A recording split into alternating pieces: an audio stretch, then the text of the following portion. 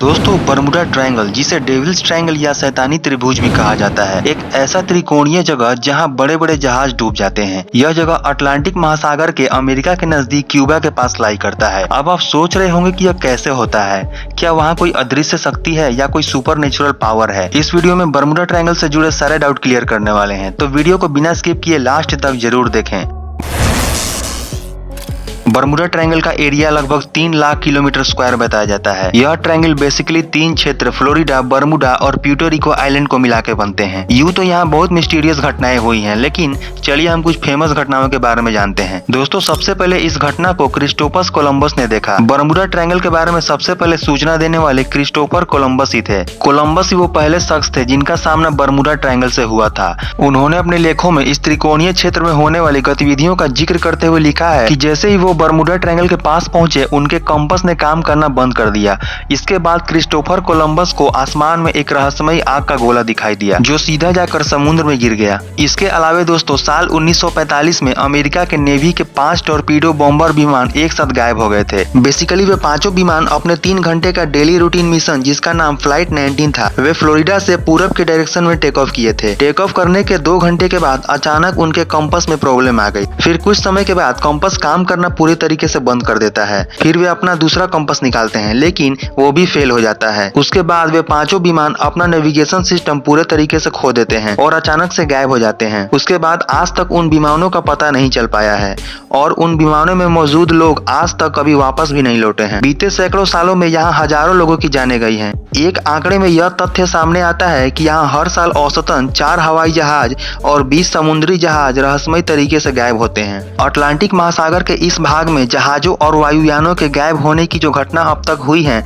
उनमें पाया गया है कि जब कोई भी जहाज या वायुयान यहाँ पहुँचता है तो उसके रडार या रेडियो वायरलेस और कंपास जैसे यंत्र या तो ठीक से नहीं काम करते या फिर धीरे धीरे अपना काम करना बंद कर देते हैं, जिससे इन जहाजों और वायुयानों का संपर्क टूट जाता है। उनके अपने दिशा सूचक यंत्र भी खराब हो जाते हैं। इस प्रकार से ये अपना रास्ता भटक कर या तो किसी दुर्घटना का शिकार हो जाते हैं या फिर इस रहस्यमय क्षेत्र में कहीं गुम होकर इस रहस्य को और ज्यादा मिस्टीरियस बना देते हैं। हालांकि ये सब पहले की मान्यता थी कि यहाँ कोई अदृश्य शक्ति है, लेकिन आज के साइंस और टेक्नोलॉजी के समय में इस रहस्य से पूरे तरीके से पर्दा उठाया जा चुका है। दोस्तों, इस दुनिया में जो भी घटनाएं होती हैं, उनके पीछे कोई ना कोई कारण और लॉजिक जरूर होते हैं। बरमुडा ट्रायंगल के केस में भी कुछ ऐसा ही है। बेसिकली यहाँ पर हुए कई सालों की रिसर्च के बाद यह पता लगा कि यहाँ पर कुछ अजीब तरह के बादलों की मौजूदगी के चलते हवाई जहाज और पानी के जहाज के गायब होने की घटना बरमुडा ट्रायंगल के आसपास देखने को मिलती है। इन बादलों को हेक्सागोनल क्लाउड का नाम दिया गया है, जो हवा में एक बम विस्फोट की मौजूदगी के बराबर शक्ति रखते हैं और इन बादलों के अंदर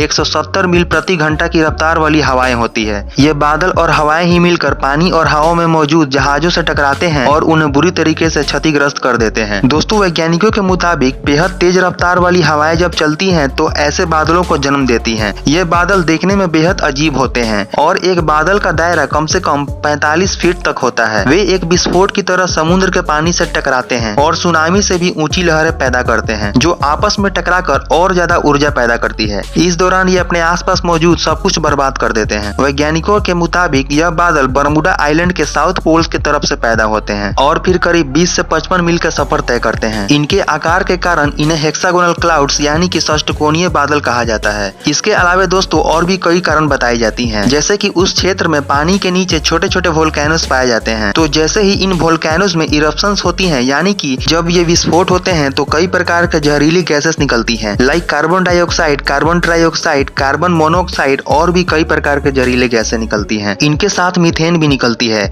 अब मीथेन निकलने के बाद जैसे ही पानी में डिसॉल्व होती है तो उस पानी का डेंसिटी घट जाता है, जिसके कारण कोई भी जहाज आसानी से डूब जाता है। अगर कोई इंसान तैरना भी चाहे तो डेंसिटी घटने के कारण पॉसिबल नहीं है। अगर दोस्तों आप साइंस में दिलचस्पी रखते हैं तो आपको पता होगा कि यह फेनोमेना पानी में नमक मिलाए जाने वाली के बिल्कुल अपोजिट है। उस केस में पानी का डेंसिटी बढ़ जाती है, जिससे चीजें तैरने लगती है। दोस्तों, इसके अलावा और भी कई साइंटिफिक कारण हैं, जैसे उस समुद्र का पानी का सैलो होना यानी कि छिछलापन होना और उसमें दलदल सी मिट्टी होना, जिस वजह से जहाज के प्रोपेलर्स फंस जाते थे। इसके अलावा पानी के अंदर छोटी छोटी पहाड़ियों का होना, जिसके कारण से शिप्स इन छोटी पहाड़ियों से टकरा कर फंस जाते थे। दोस्तों, बर्मुडा ट्रायंगल के बारे में कई अफवाहें फैलाई गई। कुछ लोग कहते थे कि यहाँ पर एलियंस होते हैं और वे ही जहाज को गायब कर देते हैं। वहीं कुछ लोग कहते थे कि वहाँ समुद्र के नीचे कोई मॉन्स्टर है जो जहाजों को गायब कर देता है। ये सब तो दोस्तों मनगढ़ंत कहानी थी। आज ये बर्मुडा ट्रायंगल कोई डरावनी जगह नहीं है।